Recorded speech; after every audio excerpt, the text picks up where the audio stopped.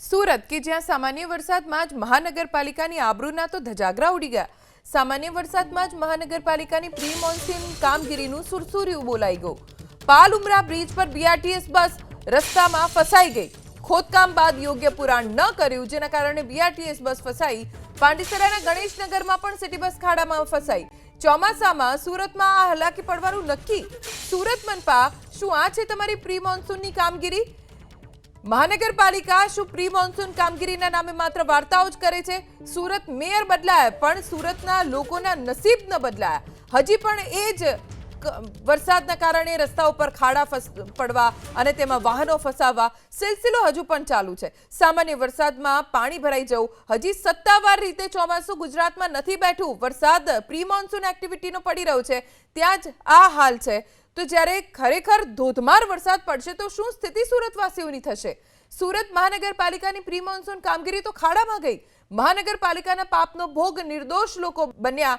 સુરતમાં રોડ બેસી જતા સિટી બસ ફસાઈ ગઈ, 7 લોકો ઈજાગ્રસ્ત થયા। થોડા દિવસ પહેલા જ બનેલા રોડમાં બસ ફસાઈ ગઈ। પાંડેસરાના ગણેશનગર વિસ્તારમાં ઘટના બની, તમામ લોકોને સારવાર માટે સિવિલ હોસ્પિટલ લઈ જવા પડ્યા। 7 લોકો ઈજાગ્રસ્ત થયા છે આ ઘટનામાં।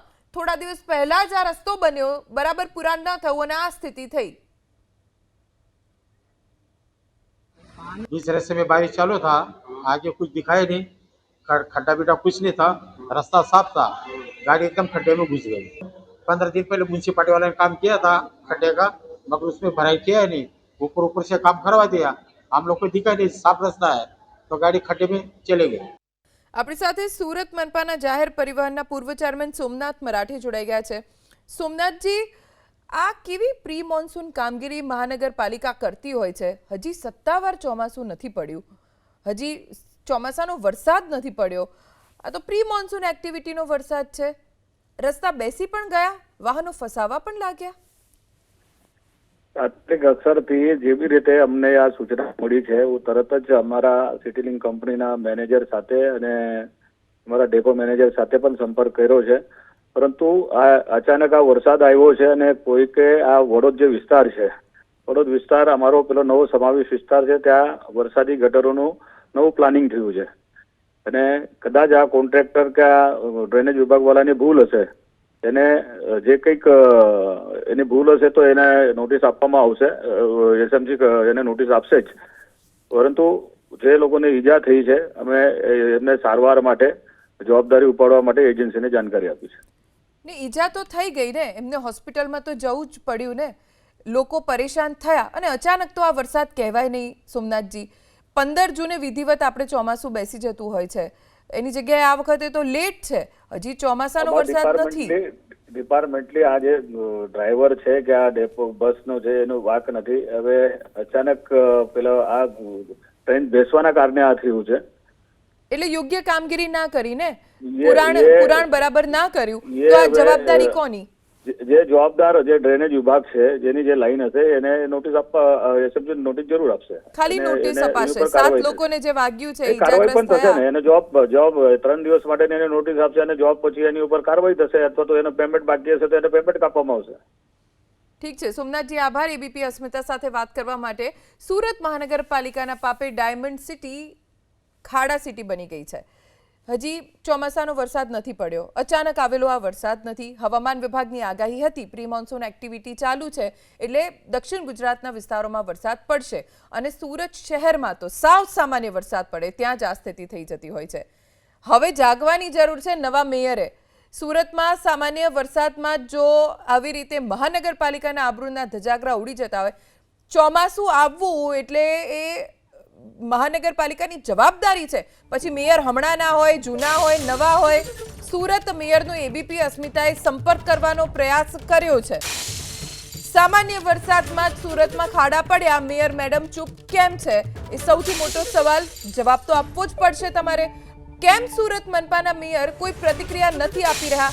તમે નવા મેયર બન્યા છો એટલે તમને જાણકારી ન હોય એ જવાબ ન જ હોઈ શકે। અપેક્ષા લોકોને એ જ હોય છે જ્યારે તમને મેયરનું પદ મળે ત્યારે કે તમે સારી સુવિધા આપો।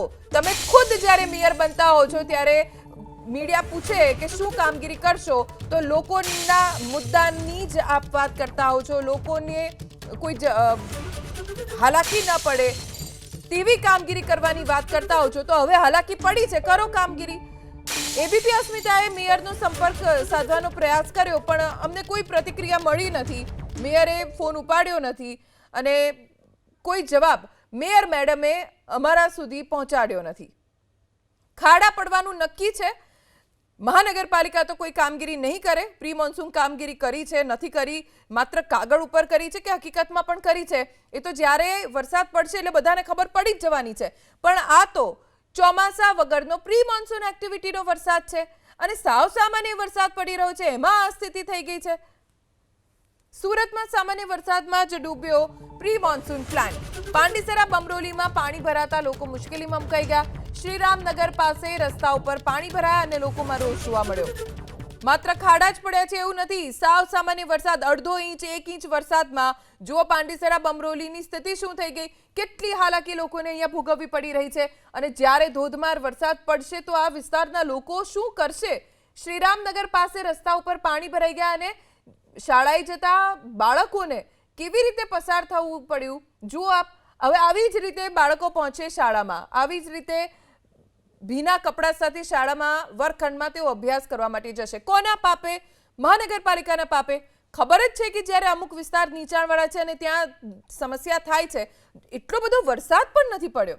સુરતમાં સવારથી અડધોથી 1 ઇંચ જેટલો વરસાદ વરસ્યો છે અને એના કારણે સુરતમાં જો પાણી ભરાઈ જતા હોય રસ્તા ઉપર અને આવી રીતે વિસ્તારોમાં, તો એ મહાનગરપાલિકાની જ બેદરકારી કહેવાય. કેમ કે હજી ચોમાસાનો વરસાદ તો ધોધમાર વરસશે. સુરતમાં કેટલો વરસાદ પડે છે સૌ કોઈ જાણે છે. ડિંડોલી, ભીમનગર, રેલવે ગરનાળું, ઉધના, જુઓ દ્રશ્યો. સામાન્ય વરસાદમાં, ચોમાસા વગરના વરસાદમાં આ સ્થિતિ છે. તો ચોમાસું જ્યારે સત્તાવાર બેસશે અને 4-5 ઇંચ વરસાદ વરસે તો આ વિસ્તારોની હાલત શું થશે? શું જવાબ આપશે મહાનગરપાલિકા?